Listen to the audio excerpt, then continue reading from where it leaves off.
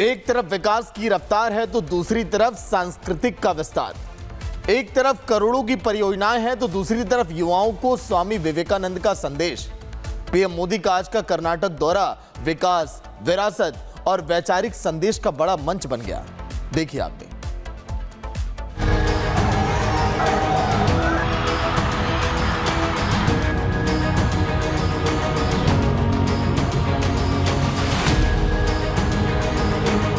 ये तस्वीरें मैसूर की हैं, जहां पीएम नरेंद्र मोदी का भव्य स्वागत हुआ। इस दौरे की शुरुआत आंध्र प्रदेश में 17,900 करोड़ रुपए से अधिक की विकास परियोजनाओं की लोकार्पण और शिलान्यास से हुई। इसके बाद पीएम मैसूर पहुंचे, जहां उन्होंने श्री रामकृष्ण आश्रम परिसर में बने स्वामी विवेकानंद सांस्कृतिक युवा केंद्र विवेक स्मारक का उद्घाटन किया। ये स्मारक स्वामी विवेकानंद की 1892 की ऐतिहासिक मैसूर यात्रा की याद में बनाया गया है और इसका उद्देश्य युवाओं में नेतृत्व, व्यक्तित्व विकास और राष्ट्र सेवा की भावना को मजबूत करना है। साथियों, स्वामी विवेकानंद जी राष्ट्र उत्थान के लिए शिक्षा के साथ साथ समानता को भी उतना ही अहम मानते थे। शिक्षा में भेदभाव न हो, अवसरों में भेदभाव न हो। आज ये देश का विजन बन गया है। आज बेटियां भी सैनिक स्कूलों में एडमिशन ले रही हैं। आज मेडिकल और इंजीनियरिंग जैसी पढ़ाई मातृभाषा में करने की सुविधा हो गई है। इससे भाषा के आधार पर अवसरों में होने वाले भेदभाव पर लगाम लग रही है। पीएम ने कहा कि भारत का भविष्य उसकी युवा शक्ति है और अगर युवा विवेकानंद के विचारों को अपनाएं तो विकसित भारत का सपना तेजी से पूरा होगा। पीएम ने कहा कि स्वामी विवेकानंद ने दुनिया को भारत की आध्यात्मिक शक्ति से परिचित कराया था और आज उसी आत्मविश्वास के साथ नया भारत दुनिया में अपनी पहचान बना रहा है। पीएम ने युवाओं से आह्वान किया कि वे सिर्फ करियर नहीं, चरित्र निर्माण को भी प्राथमिकता दें। मुझे खुशी है कि आज भारत में शिक्षण संस्थाओं की संख्या लगातार बढ़ रही है। पिछले 12 वर्षों में 650 से ज्यादा नई यूनिवर्सिटीज बनी है। पिछले 12 वर्षों में करीब 14,000 नए कॉलेज बने हैं।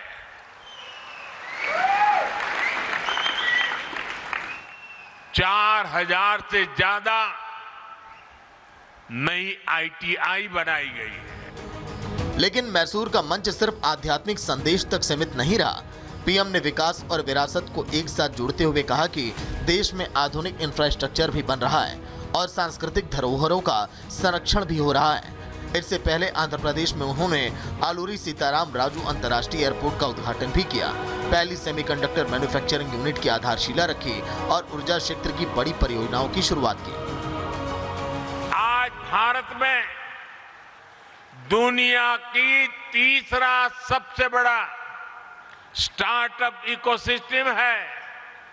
किसकी वजह से? भारत के युवाओं के सामर्थ्य से। आज भारत दुनिया का दूसरा सबसे बड़ा मोबाइल फोन निर्माता बन चुका है। किसकी वजह से? भारत के युवाओं के सामर्थ्य से। आज भारत से बने डिजिटल सॉल्यूशंस दुनिया के अनेक देशों के लिए प्रेरणा बन रहे हैं। किसकी वजह से? भारत के युवाओं के सामर्थ्य से।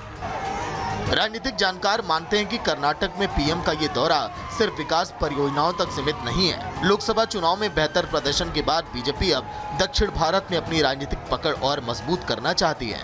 मैसूर जैसे सांस्कृतिक शहर से स्वामी विवेकानंद का संदेश देना, युवाओं पर फोकस करना और राष्ट्र निर्माण की बात करना बीजेपी की दीर्घकालिक रणनीति का हिस्सा माना जा रहा है। प्रधानमंत्री का स्वामी विवेकानंद कल्चर सेंटर का मैसूर में उद्घाटन करना इसका संकेत है कि बीजेपी का जो फोकस है वो दक्षिण में रहेगा और दक्षिण में भी खासकर तमिलनाडु, आंध्र प्रदेश और केरला और कुछ अगर हम जोड़ें तो उसमें तेलंगाना जोड़ सकते हैं। कर्नाटक में बीजेपी बहुत मजबूत है, संगठन बहुत मजबूत है।